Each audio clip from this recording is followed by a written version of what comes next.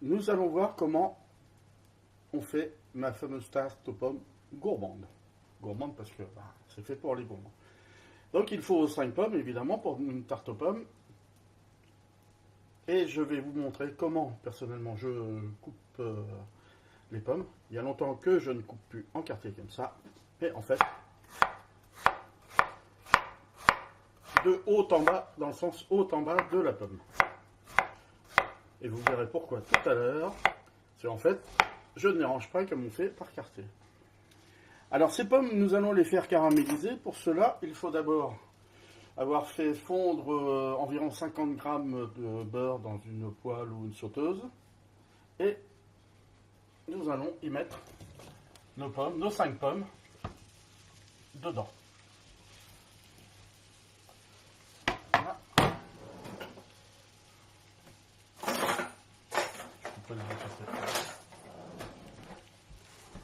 Hop, voilà, donc on va commencer par les remettre un petit peu plus.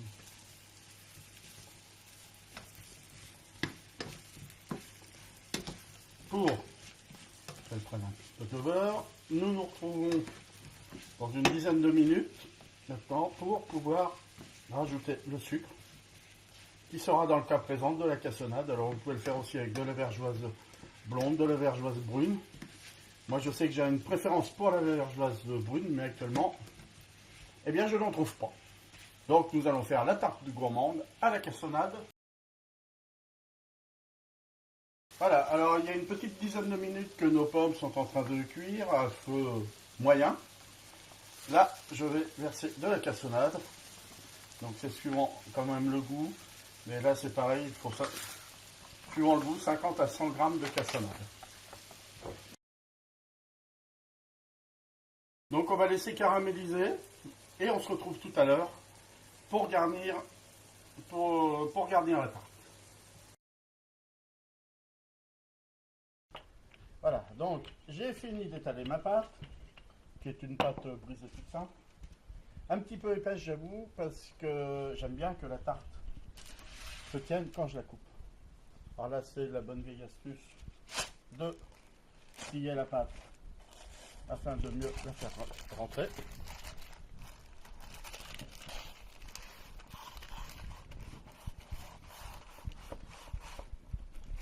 Voilà, tout simplement.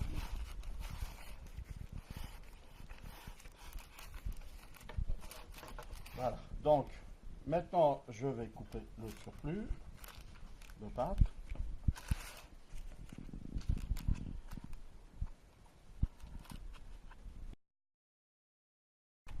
Un petit peu à couper ici, et ça c'est fait.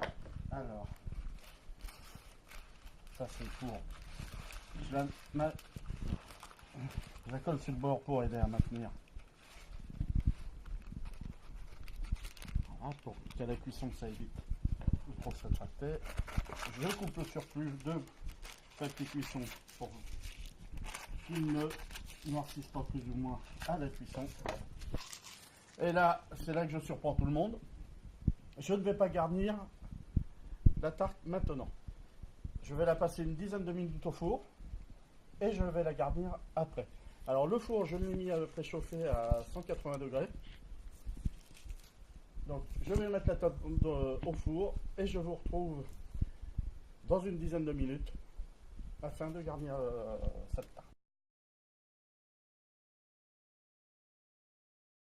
Donc voilà, il y a une petite dizaine de minutes que notre tarte, alors faites attention c'est chaud, moi j'ai un peu l'habitude donc voilà, que notre tarte est au four.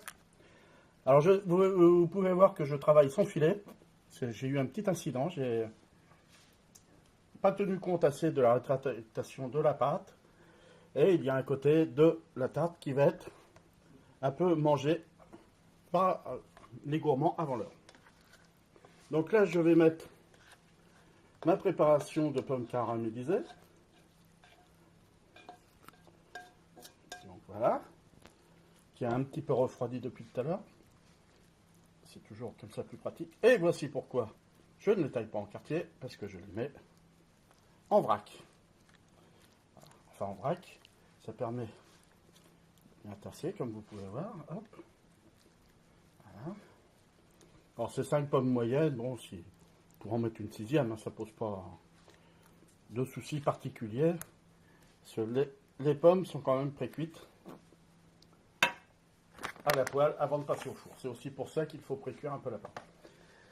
Et je vais finir le côté gourmand en saupoudrant un petit peu de cassonade. Alors cette fois-ci, comme je disais, alors on peut faire des dessins, on peut faire comme on veut. On n'est pas obligé de saupoudrer uniformément. Regardez, voilà. Je fais un petit peu exprès si on veut faire des dessins jolis. Voilà. Là, ça fait un petit peu un trèfle à 4 feuilles, alors j'espère qu'il va me porter bonheur. Hop là. Alors maintenant, je vais remettre la tarte une bonne vingtaine de minutes au four afin de finir de la faire cuire. Et nous allons la retrouver à la sortie du four. Voilà une bonne vingtaine de minutes que notre tarte est au four. Nous allons découvrir le résultat. Elle m'a l'air magnifique. Alors je l'arrête parce qu'on est en train de prendre toute la chaleur en pleine tronche. Voilà. Regardez si c'est joli. Alors, évidemment, avec de la vergeoise brune, c'est toujours beaucoup plus joli parce que c'est un petit peu plus foncé. On voit un peu mieux les dessins que j'ai fait tout à l'heure. On aurait vu un peu mieux, pardon. Parce que là, on ne les voit pas beaucoup. Donc là, alors, comme vous vous doutez, c'est un peu chaud. Voilà. Et je laisse refroidir et nous la dégusterons tout à l'heure quand elle sera froide.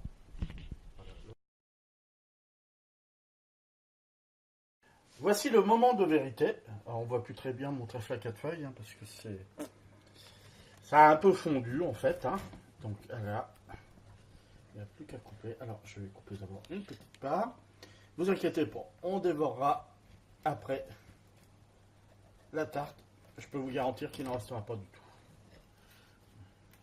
Pour revenir tout à l'heure, le plat sera vide. Je vais t'en couper une petite bouchée. Attends, ce sera plus simple parce que Je prendrai bien une petite bouchée. voilà. Qu'est-ce que t'en penses?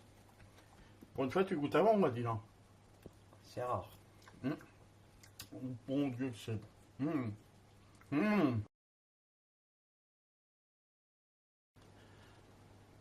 Et bien voilà, il ne reste plus que votre part.